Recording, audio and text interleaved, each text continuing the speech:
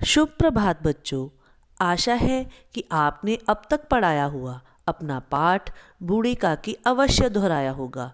तो चलिए फिर से शुरू करते हैं आगे के पाठ की डिस्कशन। पहले हम डिफ़िकल्ट वर्ड मीनिंग करेंगे और फिर रीडिंग। तो झट से आइए उमंग पुस्तक में संकलित पाठ 3 बूढ़ी काकी के पृष्ठ 24 पर।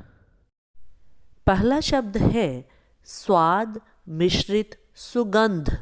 आधा स व को आद स्वाद, म को छोटी ई, श्र को छोटी ई त, मिश्रित। इसका मतलब है एरोमा ऑफ डिलीशियस फूड। अगली पंक्ति में आइए, शब्द है संभवतः।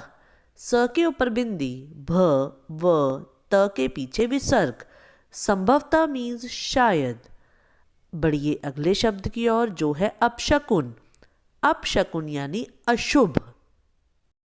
अगले पैरा की ओर ध्यान दीजिए जहां हमारा शब्द है कल्पना। क आधा ल प न को आ। कल्पना मीन्स इमेजिनेशन। अगली पंक्ति की ओर बढ़िए जहां शब्द है निर्णय। न को छोटी ई, अणय के ऊपर रेफ य, निर्णय यानी फैसला। आगे चौखट। चौखट यानी दहलीज। आगे की ओर बढ़ते हुए हम शब्द को रेखांकित करेंगे कार्यभार से उद्विग्न। उ द के पैर में हलंत, व को छोटी ई, आधा ग न। उद्विग्न यानी was irritating because of workload. अगला शब्द है विलंब। व को छोटी ई, ल के ऊपर बिंदी, ब, विलंब यानी देर। इसी पंक्ति में अगला शब्द ढोल मंजीरा। म के ऊपर बिंदी, ज को बड़ी ई, र को आ, यानी नेम ऑफ म्यूजिकल इंस्ट्रूमेंट्स। अगला शब्द है व्याकुल। आधा व, य को आ, क को छोटा ऊ, ल, व्याकुल यानी परेशान। कंठ। कंठ यानी गला। अगले पैरा की तीसरी पंक्ति में शब्द है धैर्य। ध को ए, य के ऊपर रेफ, धैर्य यानी धीरज। अगला शब्द है रेंगती। रेंगती यानी घिसटती। और अंतिम शब्द है पतले। प आधा त ल को ए, ऊपर बिंदी, पतले यानी ड्राई लीफी प्लेट्स। तो आइए चलते हैं पृष्ठ 25 पर, जहां हमारा पहला शब्द है जेवनार गीत। ज को ए व, न को आर। जेवनार गीत मीन्स लेडीज संगीत। अगला शब्द सेवक गण। स को ए व क, ग अण्य, सेवक गण मीन्स सर्वेंट्स। अगली पंक्ति में शब्द देखिए सभ्यता अनुसार। ये भी दो शब्दों के मेल से बना है, सभ्यता प्लस अनुसार।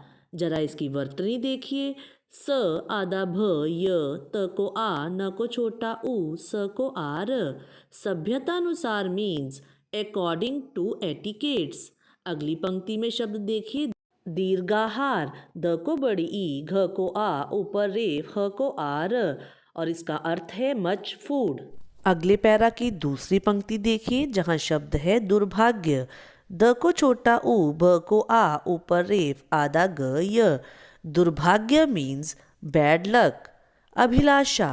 अ भ को छोटी ई, ल को आ, श को आ, अभिलाषा मीन्स इच्छा। इसी पंक्ति का अंतिम शब्द है मिथ्या। म को छोटी ई, आधा थ, य को आ, मिथ्या यानी झूठ, फॉल्स। अगली पंक्ति में आइए मेहमान मंडली। मेहमान मंडली यानी गेस्ट। हमारा अगला शब्द है तिल मिला गए। तिल मिलाना यानी इरिटेटेड। निर्दयी। न को छोटी ई, द के ऊपर रेफ, य को बड़ी ई, निर्दयी मीन्स क्रूअल। टेंटुआ। ट को ए, बिंदी, ट को छोटा ऊ, आ, टेंटुआ मीन्स नेक, गर्दन। अंतिम शब्द है विनष्ट। व को छोटी ई, न आधा श, ट, विनष्ट मीन्स डिस्ट्रॉय। आइए अब इसकी रीडिंग शुरू करते हैं। तो फिर से चलते हैं पृष्ठ 24 की ओर। सबसे पहले आपको पहली पंक्ति में ही दो शब्दों को ठीक करना है। विचार लिखा है उसको विचारक कीजिए, और बेचैन की वर्तनी अशुद्ध है, उसको ब को ए, च को ए और न कीजिए। तो अब हम रीडिंग शुरू करते हैं। बूढ़ी काकी अपनी कोठरी में शोकमय विचारक की भांति बैठी हुई थी। यह स्वाद मिश्रित सुगंध उन्हें बेचैन कर रही थी। वे मन ही मन विचार कर रही थी, संभवतः मुझे पूरियां ना मिलेंगी। इतनी देर हो गई, कोई भोजन लेकर नहीं आया। मालूम होता है सब लोग भोजन कर चुके हैं, मेरे लिए कुछ न बचा। यह सोचकर उन्हें रोना आया, परंतु अपशकुन के भय से वे रो न सकी। बच्चों, आज बुद्धिराम के बड़े पुत्र मुखराम के तिलक के अवसर पर स्वादिष्ट खाने की खुशबू पाकर बूढ़ी काकी यह सोचकर रोना चाह रही थी कि शायद उससे बन रहे भोजन में से कुछ भी खाने को न मिलेगा, किंतु शुभ अवसर पर रोना बदशगुनी की बात होगी, ऐसा विचार कर वह रो भी ना सकी। बूढ़ी काकी की मनोस्थिति के बारे में अब हम अपने अगले पैरा में जानेंगे। बूढ़ी काकी की कल्पना में पूरियों की तस्वीर नाचने लगी। खूब लाल लाल, फूली फूली, नरम नरम होंगी। एक पूरी मिलती तो ज़रा हाथ में लेकर देखती, क्यों ना चलकर कड़ाह के सामने ही बैठूं। पूरियां छन छन कर तैयार होंगी, कड़ाह से गरम गरम निकाल कर थाल में रखी जाती होंगी। इस प्रकार निर्णय करके बूढ़ी काकी उकड़ों बैठकर हाथों के बल सरकती हुई बड़ी कठिनाई से चौखट से उतरी और धीरे धीरे रेंगती हुई कड़ाह के पास आ बैठी। तो बच्चों, आपने देखा कि उसकी कल्पना में तली हुई पूड़ियों का आकर्षक रूप उसे उस स्थान पर ले आया जहां ये पूड़ियां बनाई जा रही थी। अब आगे देखते हैं कि अच्छे भोजन की लालसा उसे किस प्रकार अपमानित करवाएगी। रूपा उस समय कार्यभार से उद्विग्न हो रही थी। कभी इस कोठे में जाती, कभी उस कोठे में, कभी कड़ाह के पास आती, कभी भंडार में जाती। किसी ने बाहर से आकर कहा, महाराज ठंडाई मांग रहे हैं। ठंडाई देने लगी। इतने में फिर किसी दूसरे ने आकर कहा, भाट आया है, उसे कुछ दे दो। भाट के लिए सीधा निकाल रही थी कि तीसरे आदमी ने आकर पूछा, अभी भोजन तैयार होने में कितना विलंब है, जरा ढोल मंजीरा उतार दो। बेचारी अकेली स्त्री दौड़ते दौड़ते व्याकुल हो रही थी, झुंझलाती थी, कुड़ती थी, परंतु क्रोध प्रकट करने का अवसर न पाती थी। भय होता कहीं पड़ोसी ने यह ना कहने लगे कि इतने में उबल पड़ी। प्यास से स्वयं कंठ सूख रहा था, पर इतना अवकाश भी नहीं था कि जरा पानी पी ले। जिस समय काकी हलवाइयों वाले क्षेत्र में पहुंची, उस समय रूपा अधिक कार्यों के बोझ से ग्रस्त, झुंझलाती सी, क्रोधित अवस्था में घर में इधर उधर की जिम्मेदारियां अकेले उठाते हुए प्यासी घूम रही थी। तो बच्चों, आगे देखिएगा कि उसकी क्रोध का शिकार बनने वाली है अब बेचारी काकी। इस अवस्था में उसने बूढ़ी काकी को कड़ाह के पास देखा तो क्रोध रुक न सका। जिस प्रकार मेंढक केंचुए पर झपटता है, उसी प्रकार वह बूढ़ी काकी पर झपटी और उन्हें दोनों हाथों से झटक कर बोली, ऐसे पेट में आग लगे, पेट है या भाड़? कोठरी में बैठते दम घुटता था, अभी मेहमानों ने नहीं खाया, भगवान को भोग नहीं लगा, तब तक धैर्य ना हो सका।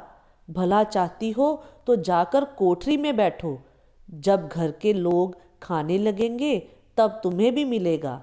तुम कोई देवी नहीं हो कि चाहे किसी के मुंह में पानी ना जाए, परंतु तुम्हारी पूजा पहले ही हो जाए। बूढ़ी काकी ने ना सिर उठाया, ना रोई, ना बोली, चुपचाप रेंगती हुई अपनी कोठरी में चली गई। भोजन तैयार हो गया है, आंगन में पत्तल पड़ गई, मेहमान खाने लगे। तो देखा आपने बच्चों, क्या हुआ कहानी के इस मोड़ पर? नहीं समझे? हुआ यूं कि काम के बोझ से चिड़ी हुई रूपा ने जब भोजन की लालसा में ग्रस्त काकी को भोजन पकने वाले स्थान पर देखा तो उसका क्रोध और भड़क गया। रूपा ने अपमानजनक बातें कही, जिसे सुनकर काकी चुपचाप रेंगती हुई अपनी कोठरी में चली गई और इधर मेहमानों को भोजन परोसा जाने लगा। स्त्रियों ने जेवनार गीत गाना आरंभ कर दिया। मेहमानों के नाई और सेवकगण भी उसी मंडली के साथ किंतु कुछ हटकर भोजन करने बैठे थे, परंतु सभ्यतानुसार जब तक सब के सब खा न चुके कोई उठ नहीं सकता था। दो एक मेहमान जो कुछ पढ़े लिखे थे सेवकों के दीर्घाहार पर झुंझला रहे थे। बूढ़ी काकी अपनी कोठरी में जाकर पश्चाताप कर रही थी। उन्हें रूपा पर क्रोध नहीं था, अपनी जल्दबाजी पर दुख था। अब जब तक कोई बुलाने न आएगा न जाऊंगी। मन ही मन इस प्रकार का विचार कर वे बुलावे की प्रतीक्षा करने लगी। उन्हें एक एक पल एक एक युग के समान मालूम होता था। अब पत्तल बिछ गई होंगी, अब मेहमान आ गए होंगे, लोग हाथ पैर धो रहे हैं, नाई पानी दे रहा है, मालूम होता है लोग खाने बैठ गए, जेवनार गाया जा रहा है। यह विचार कर वे मन को बहलाने के लिए लेट गईं। धीरे धीरे एक गीत गुनगुनाने लगी। अवश्य ही लोग खा पी कर चले गए, मुझे कोई बुलाने नहीं आया। वह स्वयं ही चलने के लिए तैयार हुई। तो बच्चों, इस गद्यांश को पढ़कर आपको पता चल गया होगा कि इधर शगुन भोज शगुन गीतों से वातावरण पुलकित हो रहा था और इधर बेचारी काकी अपनी जल्दबाजी पर दुखी होती हुई अपने लिए भोजन के बुलावे की प्रतीक्षा में बेचैन हो रही थी। मन और भूख पर नियंत्रण न रहने की अवस्था में वह फिर से उठी और उसी स्थान पर जाने को तैयार हो गई। वे उकड़ों बैठकर हाथों के बल सरकती हुई आंगन में आई, परंतु हाय दुर्भाग्य, अभिलाषा ने अपने पुराने स्वभाव के अनुसार समय की मिथ्या कल्पना की थी। मेहमान मंडली अभी बैठी हुई थी। कोई खाकर उंगलियां चाटता था, कोई तिरछी नज़रों से देखता था कि और लोग अभी खा रहे हैं या नहीं। इतने में बूढ़ी काकी रेंगती हुई उनके बीच आ पहुंची। कई आदमी चौंक कर उठ खड़े हुए, पुकारने लगे, अरे ये बुढ़िया कौन है? यहाँ कहाँ से आ गई? देखो किसी को छू न दे। पंडित बुद्धिराम काकी को देखते ही क्रोध से तिलमिला गए। पूरियों का थाल लिए खड़े थे, थाल को जमीन पर पटक दिया। जिस प्रकार निर्दयी महाजन अपने किसी बेईमान और भगोड़े कर्जदार को देखते ही झपट कर उसका टेंटुआ पकड़ लेता है, उसी तरह लपक कर उन्होंने काकी के दोनों हाथ पकड़े और घसीटते हुए उन्हें अंधेरी कोठरी में धम से पटक दिया। आशा रूपी वाटिका लू के एक झोंके में नष्ट विनष्ट हो गई। तो बच्चों, करुणा उत्पन्न करने वाले इन क्षणों में देखिए क्या बीती उस लाचार बुढ़िया पर।